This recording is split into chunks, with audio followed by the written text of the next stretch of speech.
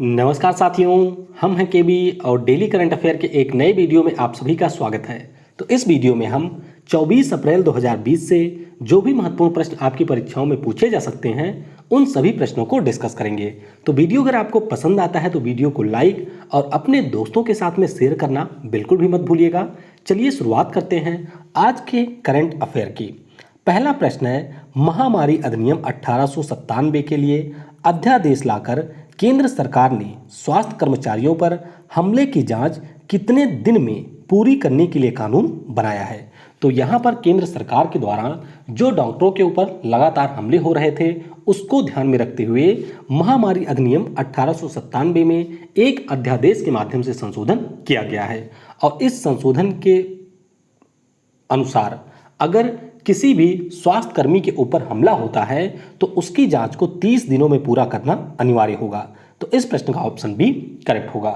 अब यहाँ पर यह भी प्रावधान किया गया है कि अगर किसी स्वास्थ्य कर्मी के ऊपर हमला होता है तो उस मामले का जो फैसला है कोर्ट के द्वारा वह 1 वर्ष के भीतर आ जाना चाहिए। कुछ यहाँ पर प्रावधान किए गए हैं जिनके बारे में आपको ध्यान रखना है, जैसे कि अगर किसी स्वास्थ्य कर्मी को मामूली चोट आती है तो फिर दोषी व्यक्ति को 3 माह से 5 साल की सजा हो सकती है और 50,000 से 2 लाख का जुर्माना हो सकता है। अगर किसी भी स्वास्थ्य कर्मी को गंभीर चोट आती है तो उस स्थिति में 6 माह से लेकर के 7 साल तक की जेल और 1 से 5 लाख तक का जुर्माना हो सकता है। तो ये आपको याद रखना है। प्रत्येक वर्ष विश्व पुस्तक व कॉपीराइट दिवस यानी कि world book and copyright day कब मनाया जाता है। तो ये दिवस होता है प्रत्येक वर्ष 23 अप्रैल को। तो इस प्रश्न का ऑप्शन सी करेक्ट होगा। तो जो हमारे लेखक हैं उन्होंने विश्व की सामाजिक एकता को, सांस्कृतिक को, मानव की प्रगति को अपने लेखन के माध्यम से किस प्रकार से समृद्ध किया है इसके प्रति उन लोगों को श्रद्धांजलि दी जाती है विश्व पुस्तक दिवस के अवसर पर। और पहली बार यूनेस्को के द्वारा 1995 में इसे मनाया गया था। ध्यान रखिएगा, यूनेस्को का मुख्यालय आपको मिलेगा फ्रांस की राजधानी पेरिस में और आद्रे एजोले इसकी प्रमुख हैं। वहीं पर 23 अप्रैल को एक और दिवस मनाया जाता है जिसे हम कहते हैं वर्ल्ड इंग्लिश लैंग्वेज डे यानी कि विश्व अंग्रेजी भाषा दिवस। और यह दिवस 23 अप्रैल को इसलिए मनाया जाता है क्योंकि महान लेखक विलियम शेक्सपियर का ये जन्म और मृत्यु की वर्षगांठ होती है। तो दोनों दिवस के बारे में आपको ध्यान रखना है। किस मंत्रालय ने राष्ट्रीय कार्यक्रम विद्यादान 2.0 को लॉन्च किया।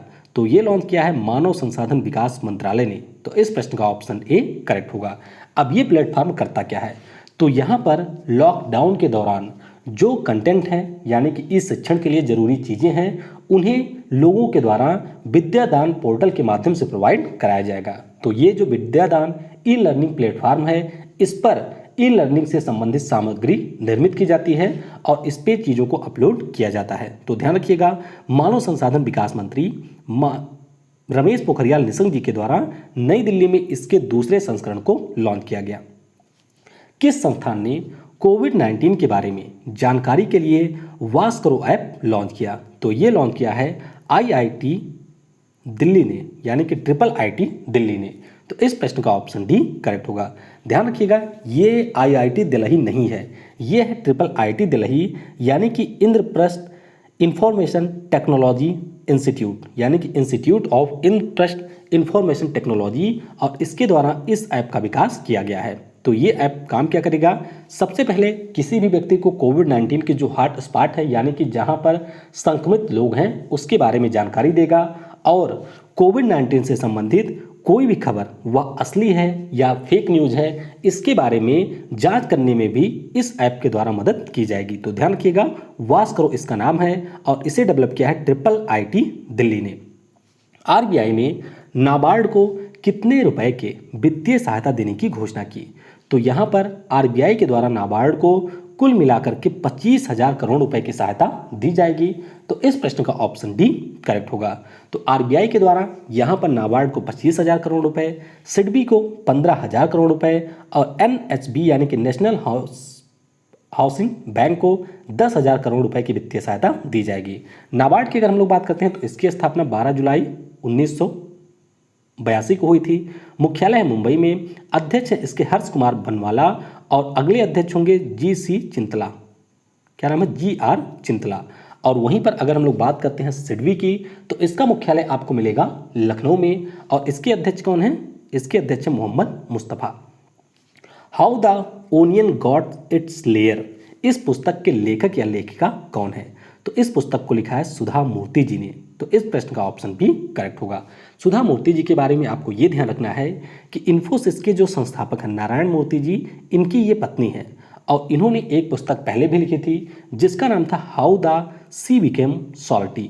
तो इस पुस्तक का ये आप कह सकते हैं दूसरा चैप्टर है, या फिर इसी पुस्तक की अगली सीरीज की पुस्तक है how the onion gots it's layer. तो ये आप देख सकते हैं इस पुस्तक का कवर पेज। विश्व बैडमिंटन संघ यानी कि बैडमिंटन वर्ल्ड फेडरेशन ने अपने आई एम बैडमिंटन अभियान के लिए किसे ब्रांड एम्बेसडर नियुक्त किया है? तो यहाँ पर नियुक्ति की गई है पीवी सिंधु की। तो इस प्रश्न का ऑप्शन सी करेक्ट होगा। पीवी सिंधु के बारे में आपको ये ध्यान रखना है कि ये तेलंगाना राज्य की बैडमिंटन खिलाड़ी हैं और इन्हें गोल्डन गर्ल के नाम से भी जाना जाता है। आंध्र प्रदेश सरकार की जो एंटी करप्शन हेल्पलाइन है उसकी भी ब्रांड एम्बेसडर है पीवी सिंधु, और वीजा कार्ड जो कि अमेरिका की कंपनी है उसकी भी ब्रांड एम्बेसडर है पीवी सिंधु। तो यहाँ पर कुछ अन्य खिलाड़ियों को भी शामिल किया गया है BWF के द्वारा। इनके नाम ऐसे आप पढ़ सकते हैं, हालांकि ये आपके लिए इंपॉर्टेंट नहीं है। बात करते हैं अगर हम BWF की, तो इसकी स्थापना 5 जुलाई 1934 को हुई थी। मुख्यालय है मलेशिया की राजधानी कोलालंपुर में, और इसके अध्यक्ष हैं होयर लॉर्सन। किस देश की संसद ने औषधीय उपयोग के लिए भांग, जिसे हम कैनाबिस कहते हैं, इसकी खेती को करने की मंजूरी दे दी है? तो ये मंजूरी दी है लेबनान ने। तो इस प्रश्न का ऑप्शन डी करेक्ट होगा।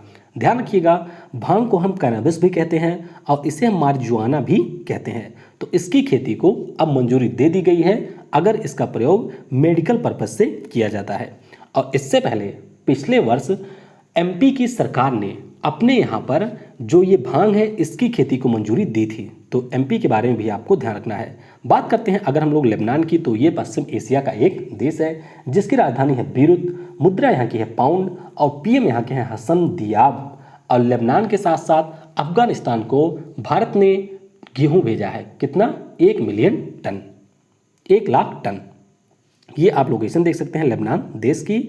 यहाँ पर आपको मिलेगा साइप्रस, ये ऊपर है सीरिया, और यहाँ पर है इजराइल।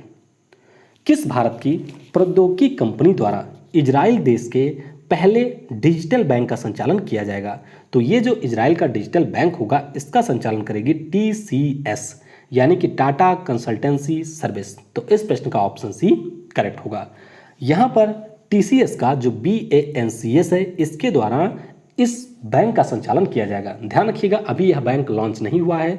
2021 में इजराइल के द्वारा इस बैंक को लॉन्च किए जाने की योजना है। बात करते हैं अगर हम लोग TCS की, तो इसका पूरा नाम है टाटा कंसल्टेंसी सर्विसेज लिमिटेड। स्थापना हुई थी 1968 में। मुख्यालय इसका है मुंबई में। अध्यक्ष N चंद्रशेखरन, और इन्हीं के द्वारा पिछले वर्ष एक किताब लिखी गई थी जिसका नाम है ब्रिजटन नेशन। BRO यानी कि बॉर्डर रोड ऑर्गेनाइजेशन ने कासोवाल एनक्लेव यानी कि ये आपको मिलेगा पंजाब में, इसको जोड़ने के लिए किस नदी पर एक पुल का निर्माण किया है? तो BRO के द्वारा रावी नदी के ऊपर एक पुल बनाया गया है। तो इस प्रश्न का ऑप्शन ए करेक्ट होगा। तो पंजाब में जो कोसोवाल है इसे देश को अन्य हिस्से से जोड़ने के लिए बॉर्डर रोड ऑर्गेनाइजेशन के द्वारा इस पुल का निर्माण किया गया है। ध्यान रखिएगा, इस पुल की लंबाई है 484 मीटर। वहीं पर अगर हम लोग बात करते हैं रावी नदी की, तो ये हिमाचल प्रदेश के रोहतांग पास से उद्गम होता है। इसका लंबाई इसकी है 720 किलोमीटर। और अभी हम लोगों ने एक दिन पहले ही डिस्कस किया था कि BRO के द्वारा अरुणाचल प्रदेश में दापो रिजो ब्रिज का निर्माण किया गया है जो कि बना है सुबनसिरी नदी पर। और इससे पहले BRO ने अरुणाचल प्रदेश में ही सिसेरी नाम के एक पुल का भी निर्माण किया था। तो ये आप देख सकते हैं जो पुल बनाया गया है रावी नदी के ऊपर। किस राज्य की सरकार ने कोरोना वायरस के हॉट स्पॉट क्षेत्रों के लिए ऑप्ट मित्र नामक ऐप लॉन्च किया? तो ये लॉन्च किया है कर्नाटक राज्य की सरकार ने। तो इस प्रश्न का ऑप्शन भी करेक्ट होगा। तो कर्नाटक की जो CM है BS येदियुरप्पा, इनके द्वारा इस ऐप को लॉन्च किया गया। अब ये ऐप काम क्या करेगा? तो मुख्य रूप से जो हॉट स्पॉट एरिया है यानी कि जहाँ पर कोविड-19 के पेशेंट हैं उन क्षेत्रों में इन्फ्लुएंजा जैसे लक्षण वाले व्यक्तियों की पहचान करेगा और उन तक पहुँचने में ये मदद करेगा। साथ ही साथ जो कम जोखिम वाले क्षेत्र हैं वहाँ के लोगों के लिए चिकित्सीय परामर्श इस ऐप के माध्यम से उपलब्ध होगी। कर्नाटक की राजधानी आपको मिलेगी बेंगलुरु में और वाजुभाई वाला यहाँ के गवर्नर हैं। और कर्नाटक ने ही नमस्ते ओवर हैंडशेक नाम का कैंपेन भी शुरू किया था। किस राज्य के कानूनी सेवा प्राधिकरण यानी कि स्टेट लीगल सर्विस अथॉरिटी ने वरिष्ठ नागरिकों के लिए सर्वदा सीनियर्स के तहत हेल्पलाइन शुरू की? तो ये शुरू की है जम्मू व कश्मीर की कानूनी सेवा प्राधिकरण ने। तो इस प्रश्न का ऑप्शन डी करेक्ट होगा। अब ये जो हेल्पलाइन है वरिष्ठ नागरिकों के लिए है और इसकी मदद से जो भी वरिष्ठ नागरिक हैं लॉकडाउन में उनकी मदद की जाएगी। कैसे? जैसे कि आपको पता होगा कि ये जो कोरोना वायरस है इससे अधिक उम्र के लोग ज़्यादा प्रभावित होते हैं और अगर कोई व्यक्ति बूढ़ा है तो उसे ज़रूरत की चीज़ों को लेने के लिए मार्केट जाने में भी परेशानी होती है। तो इसीलिए सर्वदा सीनियर्स नाम की हेल्पलाइन शुरू की है जम्मू कश्मीर की सरकार ने। और जम्मू कश्मीर के बगल में है केंद्र शासित प्रदेश लद्दाख। तो यहाँ के जो उपराज्यपाल हैं उनके द्वारा एक्टिविटी कोरोना विषय के साथ छात्रों के लिए ऑनलाइन प्रतियोगिता का भी आयोजन किया गया है। तो दोनों के बारे में आपको ध्यान रखना है। किस वैश्विक कंपनी ने रिलायंस जियो में 9.99% की हिस्सेदारी खरीदी? तो ये खरीदी है फेसबुक ने। तो इस प्रश्न का ऑप्शन बी करेक्ट होगा। तो फेसबुक के द्वारा कुल मिलाकर के 43,574 करोड़ रुपए में रिलायंस जियो कंपनी में 9.9% की हिस्सेदारी खरीदी गई है। यह आप कह सकते हैं कि फेसबुक ने एफडीआई के माध्यम से निवेश किया है कहां पर? रिलायंस जियो कंपनी पर। जियो की बात करते हैं तो ये रिलायंस ग्रुप की फोन और डाटा इकाई कंपनी है। वहीं पर फेसबुक की बात करते हैं तो इसकी स्थापना 4 फरवरी 2004 को हुई थी। मुख्यालय है यूएसए के मेनलो पार्क में। अध्यक्ष और सीईओ इसके हैं मार्क जकरबर्ग। और फेसबुक के द्वारा प्रगति नाम का अभियान भी शुरू किया गया है भारत में और बी थिंक डिजिटल नाम का कैंपेन भी शुरू किया गया है भारत में। इसके अलावा गोल नाम का जो अभियान है ये भी फेसबुक ने शुरू किया है भारत में। उच्चतम न्यायालय के किस राज्य में अनुसूचित क्षेत्रों में अनुसूचित उम्मीदवारों के 100% आरक्षण के आदेश को समाप्त किया? तो ये जो आदेश है ये लागू किया गया था आंध्र प्रदेश की सरकार के द्वारा। तो इस प्रश्न का ऑप्शन सी करेक्ट होगा। तो आंध्र प्रदेश की सरकार ने ये प्रबंध किया था कि जो हमारे क्षेत्र अनुसूचित जनजातियों के लिए हैं यानी कि जहाँ पर अनुसूचित जनजातियाँ निवास करती हैं वहाँ पर जो स्कूल हैं उनमें टीचर भी होंगे अनुसूचित जनजातियों के। तो ऐसा इन्होंने प्रावधान किया था यानी कि वहाँ पर 100% आरक्षण इन्होंने दे दिया था शेड्यूल ट्राइब को। तो अब इस आरक्षण के नियम को पूरी तरीके से समाप्त कर दिया है उच्चतम न्यायालय ने। तो उच्चतम न्यायालय के द्वारा न्यायाधीश अरुण मिश्रा की अध्यक्षता में 5 न्यायाधीशों की एक संवैधानिक पीठ का गठन किया गया था जिसके द्वारा यह निर्णय दिया गया। आंध्र प्रदेश राज्य की बात करते हैं तो इसकी जो राजधानी है वह आपको मिलेगी अमरावती में। यहाँ के वर्तमान में सीएम है जगन मोहन रेड्डी और यहाँ